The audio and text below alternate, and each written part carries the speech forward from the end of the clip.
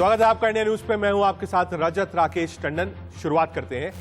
UP धर्मांतरण case में रोज नए खुलासे हो रहे हैं। इस मामले में 5 आरोपी पहले से एटीएस की गिरफ्त में हैं। अब एटीएस ने गुजरात के वडोदरा से इस मामले में 6ठी गिरफ्तारी की है। एटीएस सलाउद्दीन को गिरफ्तार कर 3 दिनों की ट्रांजिट रिमांड पर यूपी ला चुकी है। बताया जा रहा है कि सलाउद्दीन ही आरोपी उमर गौतम के लिए विदेश से फंडिंग जुटाने का काम करता था। आरोप है कि उसने उमर गौतम के खाते में बड़ी रकम ट्रांसफर की थी। सलाउद्दीन से पैसों के लेन देन के बारे में पूछताछ के लिए एटीएस उसे ट्रांजिट रिमांड पर लखनऊ ले आई है। जबरन धर्मांतरण रैकेट के मामले में अभी कई और लोग एटीएस की रडार पर हैं।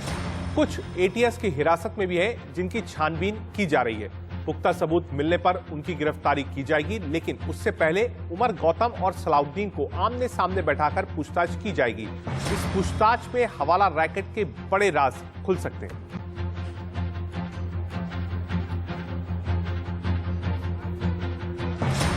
यूपी में धर्मांतरण रैकेट का खुलासा होने के बाद अब इस मामले में कुल 6 लोगों की गिरफ्तारी हो चुकी है। एटीएस सूत्रों के मुताबिक उमर गौतम और जहांगीर कानपुर के 8 लोगों के संपर्क में थे और ये 8 लोग उमर और जहांगीर को लोगों का धर्मांतरण करने में मदद करते थे। दूसरी तरफ कानपुर सूफी इस्लामिक बोर्ड के राष्ट्रीय प्रवक्ता मोहम्मद कौसर हसन मजीदी ने दावा किया है कि कानपुर में पाकिस्तानी संगठन दावे इस्लामिक भी कानपुर में गैर मुस्लिम लोगों का धर्मांतरण करवा रही है। पाकिस्तान की एक संस्था है दावत इस्लामी, जिसके द्वारा धर्म परिवर्तन बहुत बड़े पैमाने पर किया जा रहा है और कानपुर में भी उसके इस तरीके के मामले समझ में आए हैं। कानपुर दक्षिण क्षेत्र में जिस तरह से ये लोग सक्रिय हैं और धर्म परिवर्तन करा करके समाज का माहौल ख़राब करते हैं, इस पर कार्रवाई के संबंध में और साथ में उनको ये भी अवगत कराया जाएगा कि इनकी फंडिंग किस प्रकार से होती है। गली गली मोहल्लों में जहाँ पर मुस्लिम बाहुल्य क्षेत्र हैं, वहाँ किसी चाय की दुकान पर, पान की दुकान पर, बिरयानी की दुकान पर पारदर्शी डिब्बे लगाए गए हैं और उन डिब्बों में पैसा इकट्ठा किया जाता है और मदनी चैनल जो पाकिस्तान की दावत इस्लामी के मुल्ला इलियास तारी का चैनल है, उसके नाम पर उसको इकट्ठा किया जाता है। वहाँ एकमात्र मेरा हिंदू परिवार घर है। वहाँ पर 70-80 मुसलमान परिवारों के बीच में उन लोगों का कहना मतलब है कि तुम गैर मुस्लिम हो, हमारी बिरादरी में तुम आकर के बीच में क्यों रहते हो? या तो यहाँ रहना है तुम्हारे बीच में, हमारे धर्म के अनुसार रहो या धर्म परिवर्तन करो, या भी मकान छोड़कर भाग जाओ। और नहीं भागोगे तो तुमको इतना मजबूर कर देंगे कि तुम मकान छोड़ खुद भाग जाओगे। आए दिन गाली गलौज मारपीट करते हैं, मेरे घर पथराव करते हैं, मेरी पत्नी को छेड़खानी करते हैं, मेरी बच्ची को अपशब्द बोलते हैं। मैं इन लोगों से त्रस्त होकर के मैंने आज डीसीपी साहब से मैंने इसी बात शिकायत करने आया। क्षेत्रीय पुलिस से शिकायत करते हैं तो वहाँ हमारे आवास विकास चौकी इंचार्ज हैं मंसूर अहमद साहब, हमें 2 दिन से हमें घर में नहीं रुकने दे रहे हैं, जेल भेजने की धमकी दे रहे हैं। उन लोगों से हमें शक है वो उन लोगों से मिले हुए। यूपी के एटीएस ने इसका खुलासा किया है। लगातार आप कह रहे हैं जो इसका दायरा है वो बढ़ता जा रहा है। गुजरात से सलाउद्दीन को उठाया गया है। उमर गौतम से पहले ही पूछताछ चल रही है। अब तक 6 गिरफ्तारियां इस पूरे मामले में हो चुकी है और डेली चौंकाने वाले बड़े खुलासे हो रहे हैं। पाकिस्तान का भी नाम आया है, आईएसआई का भी नाम आया है, फंडिंग का नाम आया है, साथ ही साथ जो हवाला कनेक्शन है, कैसे पैसे ट्रांसफर होते थे, इन सब चीजों पर एटीएस की नजर है। और एक बड़ा रैकेट जो है वो आप कह सकते हैं निस्तो नाबूद यूपी के एटीएस ने किया है। लेकिन सवाल यही है कि अभी भी मास्टरमाइंड एटीएस की पहुंच से दूर है। क्या कोई और बड़ा आदमी था जो ये पूरा सिस्टम चला रहा था? एटीएस को उस बड़े नाम और हैंडलर की तलाश है। हमारे साथ एक बड़ा पैनल होगा इस पर बहस करने के लिए। हमारे साथ समीर सिंह होंगे, प्रवक्ता भारतीय जनता पार्टी के, श्रीराम नायर होंगे, प्रवक्ता वीएचपी के, नाहिद लारी खान होंगे, प्रवक्ता समाजवादी पार्टी के, साथ ही साथ अतीकुर रहमान होंगे, मुस्लिम धर्मगुरु है, साथ ही साथ लक्ष्मी नारायण है, पूर्व डीआईजी है उत्तर प्रदेश के। मैं इस पैनल को खोलता हूं और शुरुआत लक्ष्मी नारायण जी आप ही से करता हूं। लक्ष्मी नारायण जी, क्योंकि आपने सर्व किया है एज डीआईजी यूपी, एक बड़ी कामयाबी उत्तर प्रदेश एटीएस के लिए, पहली बात। लेकिन अभी भी जो मास्टरमाइंड है, हैंडलर है, वो मुझे लगता है कि कहीं ना कहीं पकड़ से बाहर है और उस पर काम चल रहा है। वाजपेयी जी। हाँ, देखिए, ये तो एटीएस अपना काम कर रही है, ठीक बात है, लेकिन होता क्या है कि कुछ काम जो है कम्युनिटी के सपोर्ट से जब चलते हैं तो मास्टरमाइंड कह पाना किसी को थोड़ा सा डिफिकल्ट हो जाता है। क्योंकि ये प्रकरण कोई नया नहीं है। ये वर्ष 1000 से चल रहा है। हाँ। और ये प्रकरण चलता रहता है, और कभी तलवार के जोर पे, कभी धन के जोर पे, कभी लालच के जोर पे, कभी शादी के जोर पे, इस तरह के प्रकरण चलते ही रहते हैं। क्योंकि बेसिकली कुछ लोगों का यह मानना है कि जैसी आबादी बढ़ती जाएगी तो हम अंत में पूरा सूबा ही कब्जा कर लेंगे। और ऐसा चूंकि इतिहास गवाह है इस बात का कि ऐसा हुआ है, तो इसलिए इस पूरे प्रकरण में मास्टरमाइंड तो ठीक है, वो तो ढूंढना ही चाहिए, लेकिन इसको कहीं ना कहीं हमको आधार पर जब तक हम इसमें आघात नहीं करेंगे तब तक ये समस्या जड़ मूल से नष्ट नहीं हो। इस पर विचार किए जाने की आवश्यकता है। लक्ष्मी जी एक चीज आपसे और समझना चाहता हूं, क्योंकि सर आपने सर्व किया है, आईएसआई का नाम आ रहा है, हवाला रैकेट की बातचीत हो रही है, पाकिस्तान का नाम आ रहा है, विदेश से फंडिंग भी हुई है, नेशनल सिक्योरिटी थ्रेट भी माना जाए इसको, लक्ष्मी नारायण जी? डेफिनेटली। देखिए, जब भी बात हवाला और पड़ोसी राज्यों के इंटेलिजेंस एजेंसीज से जुड़ करके कोई चीज आएगी तो कहीं ना कहीं वो हमारे देश के संप्रभुता के लिए खतरा तो होगी ही। देखिए, जो आप दावत इस्लामी की बात कर रहे हैं, ये संगठन हिंदुस्तान में आज से सक्रिय नहीं है। हाँ। आज कानपुर की बात कर रहे हैं, इसके पहले सिमी था, आपको पता होगा। ये खीरी में दावत इस्लामी आज से नहीं चल रहा, ये बहुत दिनों से चल रहा है, 1990 से चल रहा था। तो ऐसा नहीं है, चीजें ये चल रही हैं और ये डेंजरस टर्न धीमे धीमे लेती जा रही है, बढ़ती जा रही है। और ये इनका जो उद्देश्य है वो यही है, अल्टीमेट उद्देश्य तो यही है कि देश को कमजोर किया जाए और देश को कमजोर करके अख्तियार किया जाए। अतीकुर रहमान साहब हैं, मुस्लिम धर्म गुरु हैं। रहमान साहब, आदमी कोविड से परेशान है, इकोनॉमी से परेशान है, अभी भी धर्म के नाम पर, मजहब के नाम पर बरगलाना, कन्वर्जन, बाहर से पैसा मंगाना, आईएसआई, पाकिस्तान, कब तक चलेगा? रहमान साहब जी, आपकी आवाज काफी इंटरप्ट हो रही है बीच बीच में, जहां तक मैं समझ पाया हूं। सबसे पहले मैं क्लैरिफिकेशन देना चाहूंगा कि मैं कोई धर्म गुरु नहीं हूं, मैं मामूली रिसर्च करता हूं इस्लाम के ऊपर और कंपैरेटिव रिलीजन के ऊपर।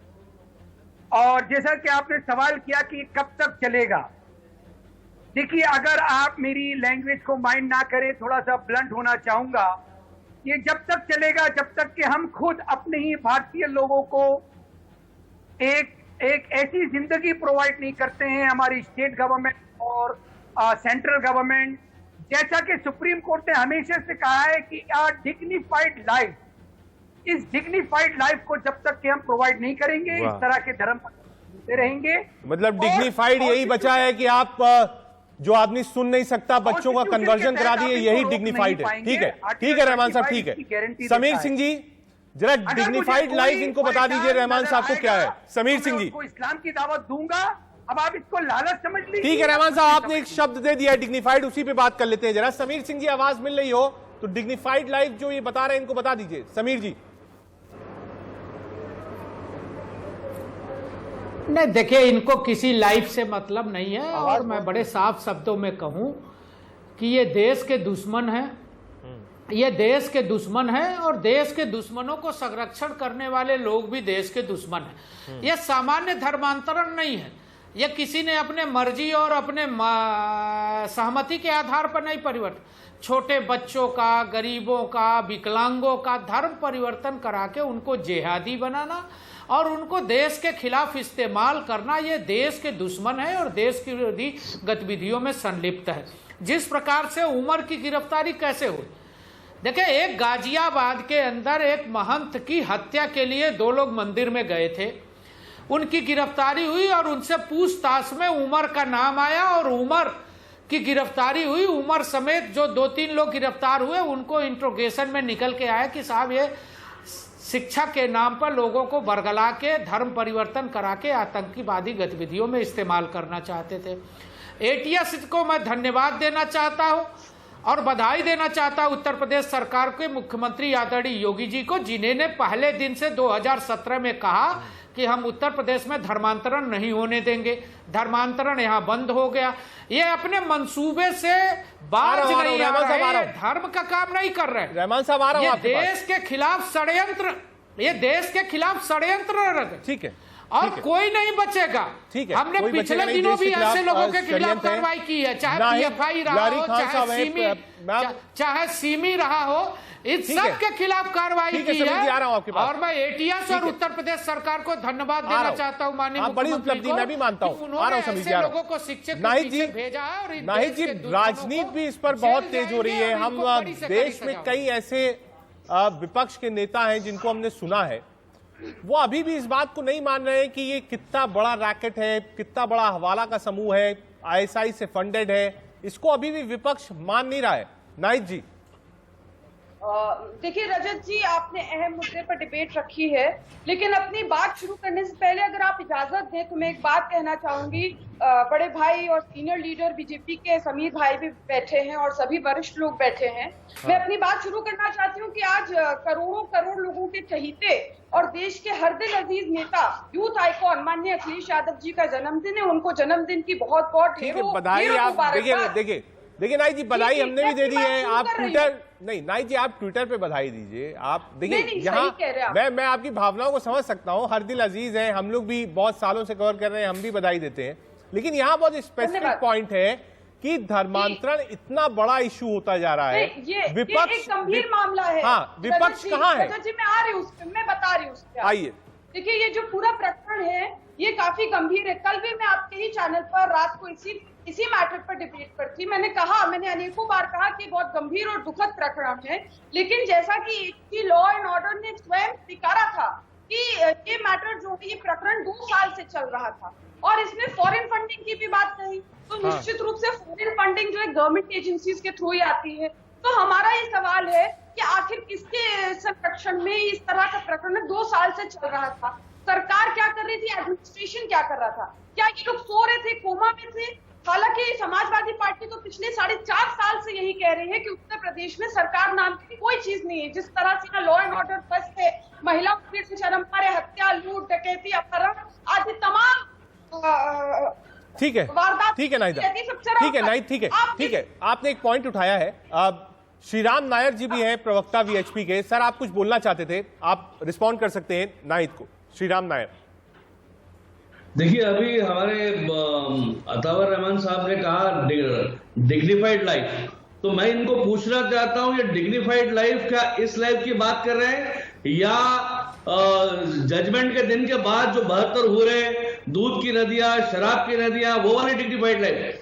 देखिए आज तक ये पिछले 500 साल में जो लोग कन्वर्ट हुए हैं, जिन लोगों ने दीन और दावत की दुकान में जाकर के इस्लाम कबूल किया है, जो भारतीय उप महाद्वीप में जो 60-70 करोड़ मुसलमान हैं, वो बड़ी दयनीय जिहालत भरी जिंदगी जी रहे हैं। उन्होंने इस्लाम कबूल करके पाया क्या कि ये और लोगों को दुकान लेके बेच रहे हैं। आज भी ये सच्चर कमीशन रिपोर्ट का वास्ता दे रहे हैं, नौकरियां नहीं है, जिहालत है, ये गुनाह में है, सारे प्रकार के इनके जो बेसिक सहूलियतों से वंचित है। रहमान कुछ कहना चाह रहे हैं? रहमान साहब आप कुछ बोलना चाह रहे हैं? कबूल करने के बाद कौन से डिग्निफाइड की बात कर रहे हैं? रहमान साहब कुछ बोलना चाह रहे हैं? चक्कर में अगर ये बात है, ठीक है, आ रहा हूं नायर जी, आ रहा हूं आपके पास। दूध की नदियां बहेंगी, नायर जी जवाब ले लें दीजिए एक बार। नायर जी जवाब ले लें दीजिए। सीधे देश की सुरक्षा को लेकर के ये वास्ता है, नेशनल सिक्योरिटी का इशू है, डेमोग्राफी चेंज करने का। जिस प्रकार से पहले धर्मांतरण ने राष्ट्रांतरण किया, ये पूरी तरह से भारत की सुरक्षा के साथ। ठीक है श्रीराम नायर जी, आपने अपनी बात की है। एक बार अतीकुर रहमान के पास चलते हैं। रहमान साहब, आपने पैनलिस्ट को सुना, चाहे विपक्ष के नेता हो, VHP हो, BJP हो, पुलिस हो, हमने सारी बातें आपके सामने रखी और जो आपने कहा डिग्निफाइड लाइफ, यहां सबके अधिकार बराबर है। रहमान साहब, आप क्यों कहते हैं कि बराबर नहीं है? जी रजत भाई, एक तो ये इंटरप्शन बहुत हो रहा है, मुझे आपकी बात कट के सुनाई दे रही है। और दूसरी बात, मैं आपसे रिक्वेस्ट करता हूं कि आप इक्वालिटी के नाम पे कम से कम बराबर वक्त तो दीजिए डिबेट के ऊपर। पूरा वक्त आपके पास है, मैं आपको रोकूंगा नहीं बीच में। आप पूरी बात अपनी कहिए, जब बात कह लेंगे तब जवाब दूंगा। रजत भाई बहुत इंटरप्शन है। अब आपको आवाज मिल रही है रहमान साहब? मैं कंटिन्यू करूं? हाँ कंटिन्यू करिए। रजत भाई मैं कंटिन्यू करूं? बिल्कुल कंटिन्यू करिए। देखिए, ये आरएसएस और बीजेपी ने इनकी जो पैदा होने की वही है हिस्ट्री है, वो ये बताती है कि ये इस्लाम और मुसलमानों के खिलाफ हमेशा से इन्होंने हमारे हिंदू भाइयों को भड़काया है, डराया है, इस्लामोफोबिया फैलाने में ये महारत हासिल कर चुके हैं। यहाँ पर भी ये यही काम कर रहे हैं। 72 हुरों का जहां तक ये सवाल इन्होंने उठाया और डिग्निफाइड लाइफ का सवाल उठाया, रजत भाई डिग्निफाइड लाइफ की बात कर रहे हैं, किस डिग्निफाइड लाइफ की बात कर रहे हैं? क्या नहीं बोला किया आप लोगों ने? एक मिनट श्रीराम जी, मैं बता रहा हूं। श्रीराम नायक जी एक मिनट रुक जाइएगा। श्रीराम नायक जी एक मिनट रुक जाइए। जब आप बोले थे एक बार सुन ले लीजिए, वो डिग्निफाइड लाइफ से क्या कहना चाहते हैं? आ रहा हूं समीर जी, आ रहा हूं आपके पास, आ रहा हूं समीर जी, आ रहा हूं। समीर जी एक मिनट रुकिए, रहमान जी अपनी बात कंप्लीट करिए। रजत आपकी आवाज आ नहीं रही है। जी रजत भाई मैं कंटिन्यू करूं प्लीज? बिल्कुल बिल्कुल बिल्कुल। रजत भाई देखिए, इन्होंने डिग्निफाइड लाइफ की जो बात की है, वो डिग्निफाइड लाइफ सिर्फ और सिर्फ हमारा संविधान दे सकता है। मैं आपको यकीन दिला रहा हूं कि मैं और मेरे जैसे लाखों लाख मुसलमान कभी भी नहीं चाहते हैं कि इस्लाम का शरिया हिंदुस्तान में लागू हो, कतई नहीं। जब तक के हमारा संविधान हमारे साथ है, हमारा संविधान उसकी संरक्षा की जाएगी सुप्रीम कोर्ट के द्वारा, तब तक के शरिया की कोई जगह नहीं बनती है। हम संविधान को सलाम करते हैं, हिंदू मुस्लिम एकता को सलाम करते हैं, और ये बीजेपी आरएसएस की जो गवर्नमेंट है, ये जब तक की रहेगी संविधान को खतरा जारी रहेगा, और उसकी सुरक्षा के लिए हम खून बहाने के लिए तैयार हैं। रजत भाई, dignified life under the constitution of India. नहीं रहमान भाई, मैं यहाँ बात देखिए, आप जो बात कर रहे हैं ये एक विषय है, इस विषय पर चर्चा हो सकती है। मैं एक मिनट आ रहा हूँ, नायर जी आ रहा हूँ, नायर जी एक मिनट रुकिएगा, नायर जी एक मिनट रुकिए, आ रहा हूँ आपके पास जरा, नायर जी एक मिनट रुकिए, आ रहा हूँ, संभाल लीजिए ना साहब, आ रहा हूँ नायर जी, आ रहा हूँ। संभाल लीजिए रहमान साहब, हिंदू भाइयों को, रहमान साहब, हो रहे हैं वो, क्यों रहमान साहब का शिकार हो रहे हैं? आप अपने बंगले में एसी कमरों में बैठ के बड़ी बड़ी बातें जब तक करते रहेंगे। रहमान साहब, मैं आप जो बात कह रहे हैं, आपने जो संविधान का हवाला दिया है, ये एक अलग बात है। रहमान साहब सुन लीजिए, आपने बोला है डिग्निफाइड लाइफ की तरफ, ठीक है, डिग्निफाइड लाइफ की आपने परिभाषा बता दी, कॉन्स्टिट्यूशन। मैं आज सिर्फ ये समझना चाह रहा हूं कि आपके ही अपने लोग हैं, आपके अपने जानकार लोग हैं, आपके अपने समुदाय के लोग हैं जो धर्मांतरण कर रहे हैं, आईएसआई और पाकिस्तान के पैसे पे कर रहे हैं। आप नहीं कहेंगे कि वो गलत है? आवाज बहुत डिस्टर्ब हो रही है। आप नहीं कहेंगे कि वो गलत कर रहे हैं? गरीबों को वो उनका धर्म परिवर्तित करवा रहे हैं, पूरा रैकेट चल रहा है, हवाला से पैसा आ रहा है, आप उसको डिग्निफाइड बता देंगे? नहीं, आपका सवाल नहीं पहुंचा मुझ तक। ये सवाल नहीं मिल पाएगा रहमान भाई, मुझे मालूम है ये सवाल नहीं मिलेगा। समीर जी रिस्पॉन्ड कीजिए। इस तरह की तहमत नहीं लगाइए, इस तरह की तहमत नहीं लगाइए। ऑडियो अगर प्रॉब्लम है तो आप तहमत नहीं लगाइए इस तरह। रहमान साहब, मैं पूछ रहा हूं कि आप डिबेट पर ये बात कहिए कि जो लोग धर्मांतरण करा रहे हैं, जबरन करा रहे हैं, पाकिस्तान और आईएसआई से पैसा लेकर करवा रहे हैं, वो गलत है, हम उनका विरोध करेंगे। एक लाइन बोल दीजिए आप। तलाक को पीछे डालिए, उनको कड़ी से कड़ी सजा दीजिए, मौत की सजा दीजिए, हम उसका समर्थन करेंगे। आप उनको मौत की सजा दीजिए, अगर जबरन है तो, अगर फोर्स है तो, अगर लालच है तो, अगर किसी तरह से बरगलाया गया है, हम कतई इसका समर्थन नहीं करेंगे। वो इंसानियत के दुश्मन है, इस्लाम के दुश्मन है, हमारे संविधान के दुश्मन है। ठीक है, अब आपने वो लाइन कही जो लाइन अब आप पहले ही बोल देते तो इतनी डिबेट की जरूरत ही नहीं। समीर जी रिस्पॉन्ड कीजिए। तो कह रहे हैं कि भाई आप कड़ी सजा दीजिए। कह रहे हैं रजत भाई 7 दिन से कह रहे हैं, 70 साल से कह रहे हैं। ठीक है, ठीक है रजत जी, ठीक है, ठीक है। समीर जी देखिए, सवाल क्योंकि लॉ एंड ऑर्डर का उत्तर प्रदेश का है, आप बैठे हैं, भाजपा को रिप्रेजेंट करते हैं, एटीएस ने एक अच्छा काम किया है। रहमान साहब तो कह रहे हैं जेल के पीछे डालिए, फांसी पे चढ़ा दीजिए, इंतजार किस बात का है? नहीं, देखिए रजत जी, कानून अपना काम करेगा, कानून अपना काम कर रहा है, एटीएस अपना काम कर रही है और एटीएस काम करेगी। लेकिन मैं इतना जरूर कहना चाहता हूं रहमान साहब को कि आप जब चैनल पर बैठते हो, आरोप लगाते हो आरएसएस पर, विश्व हिंदू परिषद पर, बीजेपी पर, तो आरएसएस बीजेपी विश्व हिंदू परिषद को आप जानो, संघ देश का एक ऐसा संगठन है जो किसी को भी बिना धर्म परिवर्तन कराए सेवा का काम करता है। आप सेवा करते हैं तो कहते हो आप मुसलमान बन जाओ, तब तो आपका हम मदद करेंगे, नहीं तो हम मदद नहीं कर सकते। अल्लाह में विश्वास रखो तो मदद करेंगे। अरे भाई आप धर्म परिवर्तन करा के क्यों सेवा करना चाहते हो? अरे बात तो सुनो ना, बात सुनो रहमान, सुधार किया है, रहमान बात सुनो। भारतीय जनता पार्टी की सरकार ने जो काम किया है गरीबों के लिए, यतीमों के लिए, वो कभी किसी सरकार ने नहीं किया। सरकार की योजनाओं का लाभ सबको मिला है, मुसलमान को भी मिला, हिंदू को भी मिला, सिख को भी मिला, ईसाई को भी मिला। हमारी सरकार का लाभ सबको मिला। एक मिनट के लिए आप लोग को रोकूंगा। एक बड़ी खबर आ रही है, एक बार उसका रुख कर लेते हैं। पंजाब से एक बड़ी खबर आ रही है, आप सब हमारे साथ रहिए, आप वापस आएंगे, इस मुद्दे पर आगे ही बहस करेंगे। लेकिन इस वक्त पंजाब से एक बड़ी खबर आ रही है। पंजाब पर कांग्रेस में जल्द फैसला, बड़ा फैसला हो सकता है। सिद्धू को मिलेगी नई जिम्मेदारी, एक बड़ी जिम्मेदारी मिल सकती है। सत्ता विरोधी लहर रोकने के लिए कैबिनेट में भी फेरबदल होगा। अमरिंदर सिंह से आलाकमान नाराज है। सूत्र बताते हैं जल्द अमरिंदर सिंह भी दिल्ली आ सकते हैं। कांग्रेस नेता हरीश रावत का बयान है, राहुल प्रियंका से सिद्धू की मुलाकात अच्छा संकेत है। सिद्धू गुस्से में नहीं, दिल से बोलते हैं, यह कहना है हरीश रावत का। पंजाब के ऊपर मुलाकातें हो चुकी हैं। उधर कैप्टन अमरिंदर सिंह ने सभी विधायक मंत्रियों को बुलाया है, वहां लंच डिप्लोमेसी चल रही है। जल्द यानी 24 घंटे के अंदर प्रेस रिलीज आ सकती है, चाहे वो जनरल सेक्रेटरी इंचार्ज हो या फिर पीसीसी प्रेसिडेंट हो, कैंपेन कमेटी हो या फिर डिप्टी सीएम जिसकी चर्चा चल रही है सिद्धू के लिए, जल्द ऐलान हो सकता है कांग्रेस द्वारा। एक छोटा सा ब्रेक, आप देखते रहिए इंडियन न्यूज। धर्मांतरण पर उत्तर प्रदेश पुलिस लगातार काम कर रही है, बड़े खुलासे हो रहे हैं और लगातार गिरफ्तारियां हो रही हैं। सलाउद्दीन लेटेस्ट गिरफ्तारी गाजियाबाद से हुई है और पूरा हवाला नेक्सस भी सामने आ रहा है। आईएसआई का कितना हाथ है, पाकिस्तान का कितना हाथ है, सरकारें क्या काम कर रही हैं, सबको लेकर एक बड़ा पैनल हमारे साथ है। और ब्रेक पर जाने से पहले हम उस पर बहस कर रहे थे।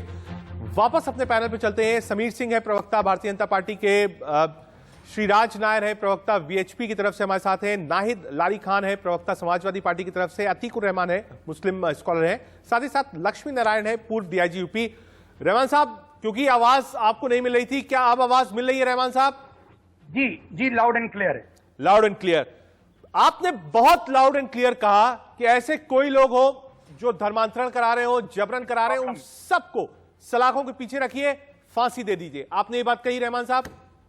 जी यस यस। ठीक है रहमान साहब, लोग ये भी जानना चाहते हैं कि कोई अगर समाज में किसी भी वर्ग में गलत आदमी हो सकता है जो गलत चीजें करे, समाज में गंदगी फैलाए, तो ये समाज का भी एक दायित्व है, आपका हमारा, कि ऐसे लोगों को चिन्हित करें, समाज से बाहर करें और जो लोग इसके लिए जिम्मेदार हैं, चाहे वो प्रशासन हो, पुलिस हो, उसको इसकी जानकारी दें। आप मानते हैं इन लोगों को समाज से बहिष्कृत करना चाहिए आपको?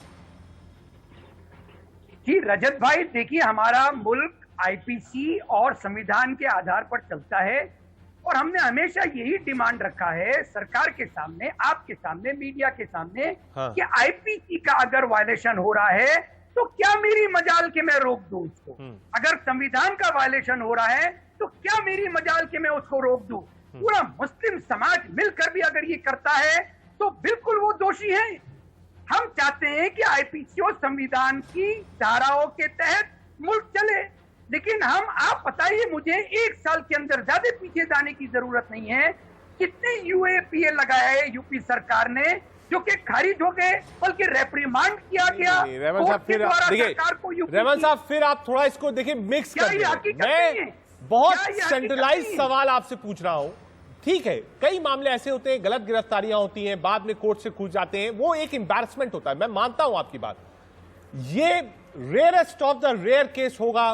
रहमान साहब, आप मेरी बात याद रखिएगा, जितने खुलासे इसमें हो रहे हैं और एविडेंस के साथ हो रहे हैं, वो बच्चे जो बोल नहीं पाते, सुन नहीं पाते, उनका धर्म परिवर्तन कहां तक वाजिब है रहमान साहब? इसकी तुलना तो किसी और केस से की ही नहीं जा सकती है।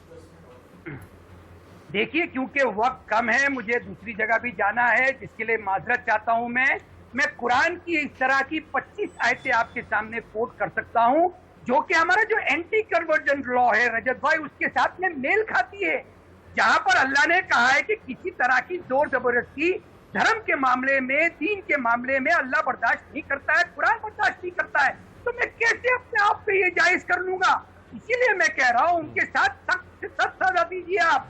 यहाँ पर प्रोपोगेंडा जो चलाया जाता है हिंदुत्व एलिमेंट्स का, वो जरा सा हमारे आईपीसी और संविधान को घातक कर रहा है, हमारी डेमोक्रेसी को घातक कर रहा है।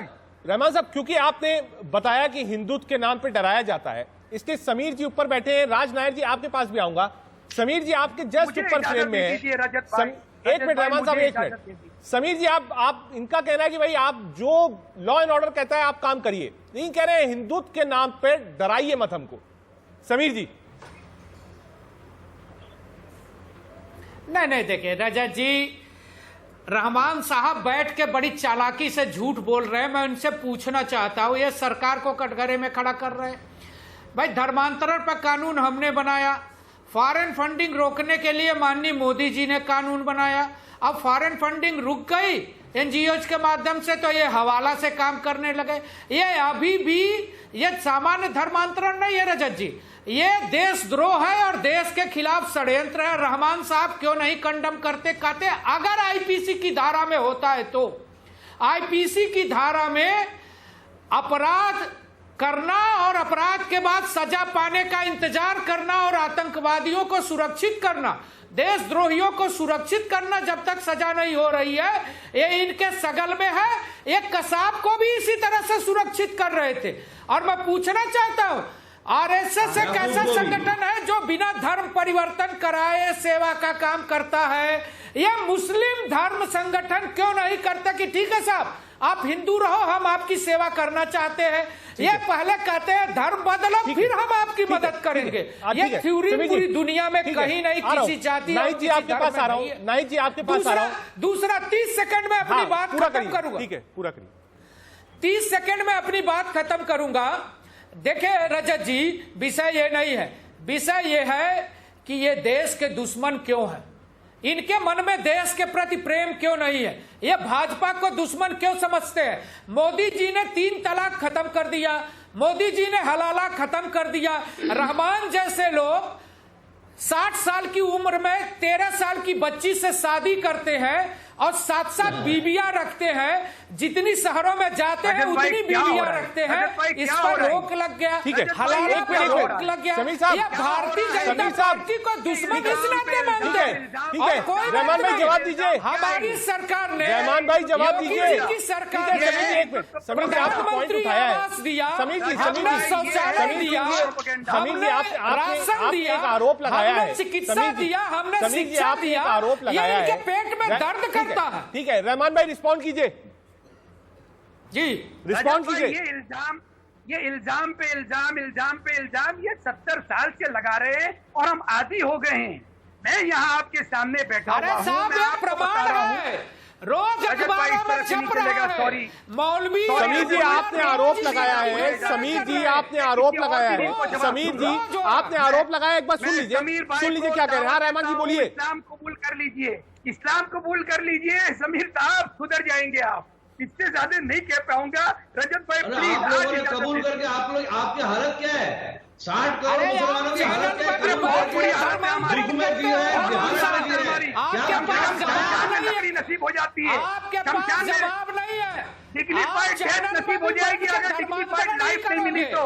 डिग्निफाइड डेथ नसीब हो जाएगी, आपने तो डिग्निफाइड डेथ मिले। रजत भाई सॉरी प्लीज, मुसलमानों की भलाई के लिए वक्त नहीं है। आपके पास आतंकवाद फैलाने के लिए वक्त है और आतंकवादियों को सुरक्षित करने के लिए वक्त है। आप धर्म का चोला ओढ़ के आतंकवादियों को सुरक्षित करते हो। आप मुसलमानों को सुरक्षित नहीं करना चाहते, उनको सुविधाएं नहीं देना चाहते।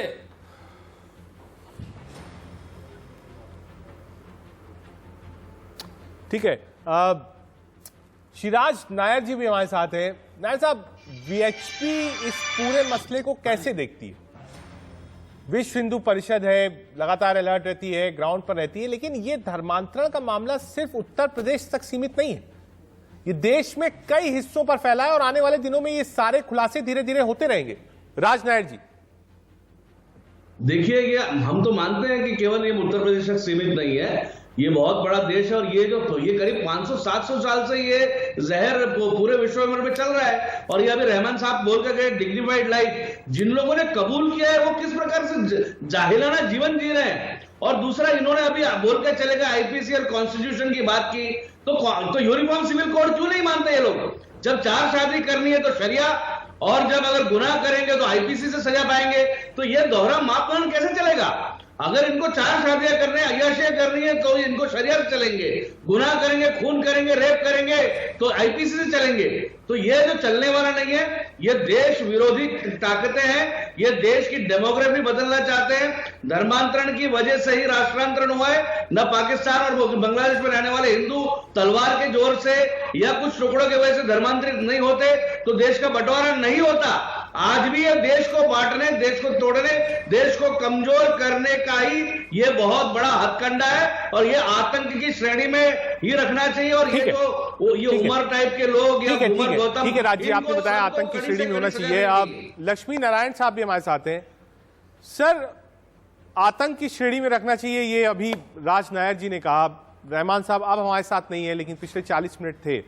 उन्होंने डिग्निफाइड लाइफ की बात कही, आईपीसी की बात की, का आप जेल में डाल दीजिए। तो क्या आपको लगता है ये मामला बड़ा जरूर है, लेकिन सबूतों का जो आप कह सकते हैं अभाव जो है, इससे हर बार लोग बचकर भाग जाते हैं? लक्ष्मी नारायण जी। ठीक है, देखिए ऐसा है, 2-3 प्रकरण की बात आपने की है। हाँ। सबसे पहले तो मैं बताऊंगा कि डिग्निफाइड लाइफ, तो आंकड़े ये बताते हैं कि हिंदुस्तान में सबसे गरीब लोगों में मुसलमानों की संख्या सबसे ज्यादा है। दूसरी बात, सबसे ज्यादा अनपढ़ लोगों में मुसलमानों की ही संख्या ज्यादा है। ये दुर्भाग्य है। उनके यहाँ जो पढ़ाई लिखाई कराई जाती है मदरसों में, उसमें कहीं पर भी सोशल साइंसेज पढ़ाई नहीं जाती है, विज्ञान पढ़ाया नहीं जाता है। ऐसे बहुत से मदरसे हैं जहां पर सिर्फ धार्मिक शिक्षा दी जाती है, जो जीवन में आगे बढ़ने के लिए पर्याप्त नहीं है।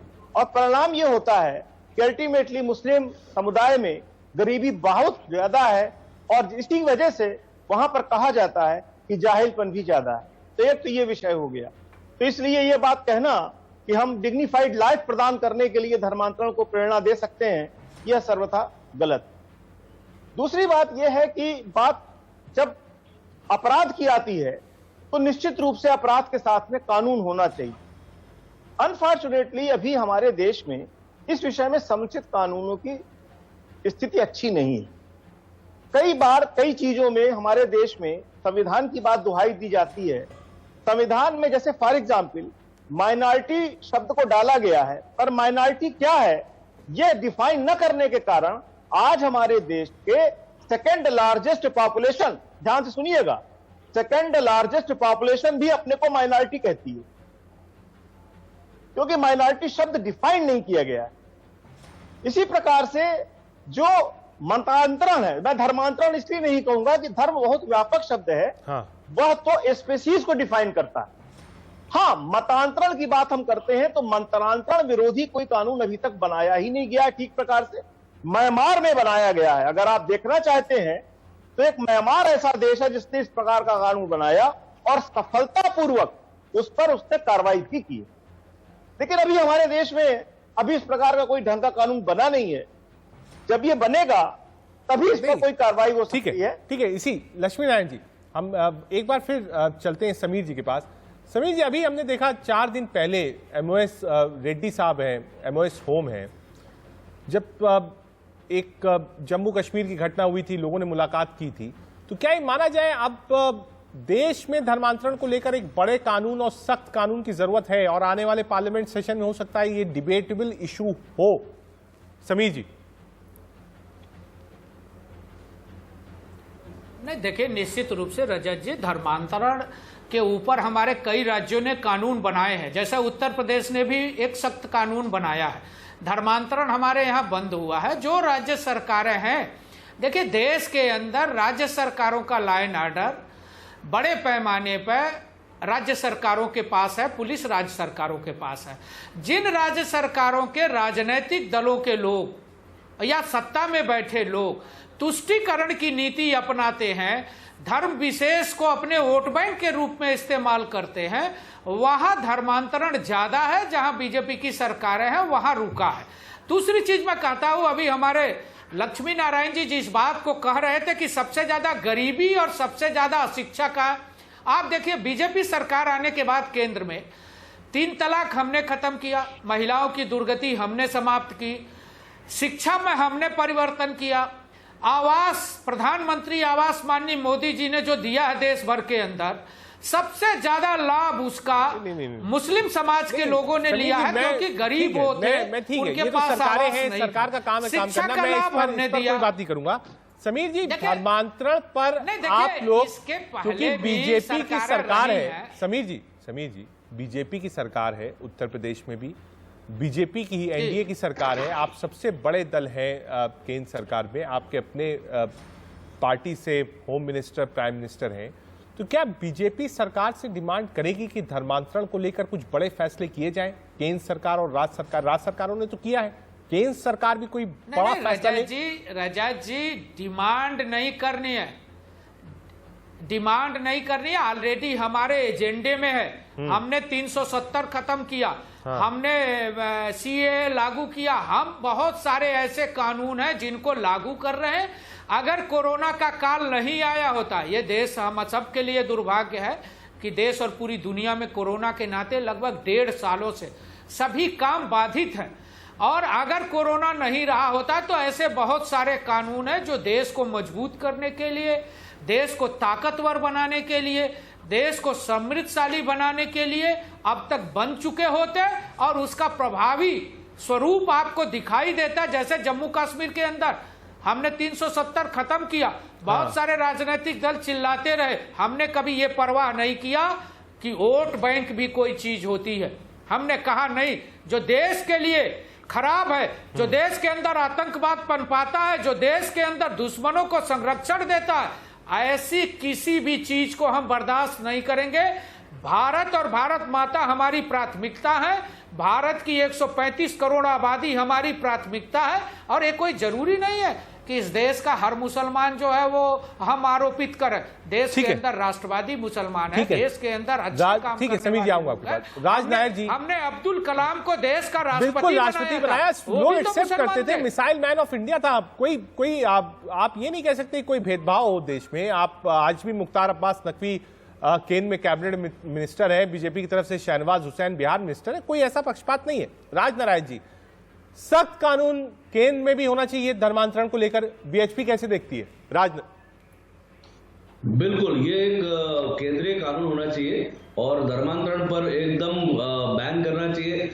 जैसे हमने बताया कि धर्मांतरण के पीछे एजेंडा, क्योंकि मैंने क्या, स्वामी विवेकानंद जी बोलते थे, क्या मैंने अपने हिंदू धर्म को पूरी तरह जाना कि मैं ये छोड़कर दूसरे धर्म में जा रहा हूं मोक्ष पाने के लिए? यहां धर्मांतरण का मूल कारण देश को तोड़ना, देश को कमजोर करना और देश को बांटना और देश की सुरक्षा।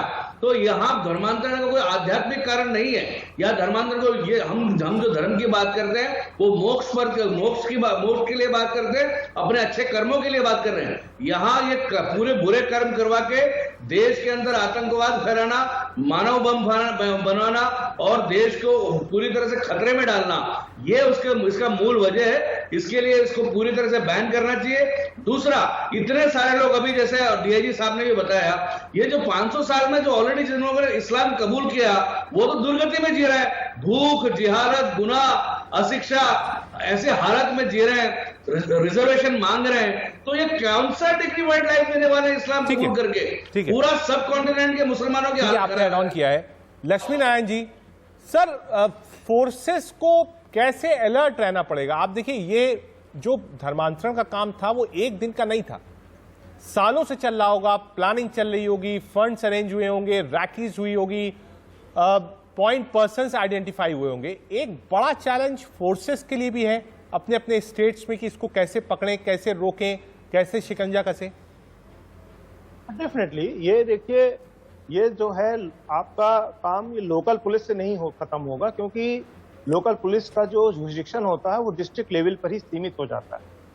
इसके लिए हमको जो हमारा इंटेलिजेंस विंग होता है, या जो आईबी है, या जो इसके लिए अगर कोई चाहे तो राज्य सरकार इस संबंध में एक अलग से एक विशेष बल नियुक्त करे जो पूरे राज्य में इस बात की नजर रखे, इंटेलिजेंस कलेक्ट करे, लोगों की गतिविधियों पर ध्यान दे, और इन सब चीजों को करते हुए तब उसका नक्सल में जब उसका इस बात का पक्ष है कि गिरफ्तारी होनी चाहिए, कार्रवाई होना चाहिए, एफआईआर होनी चाहिए, तब वो लोकल पुलिस के पास जावे।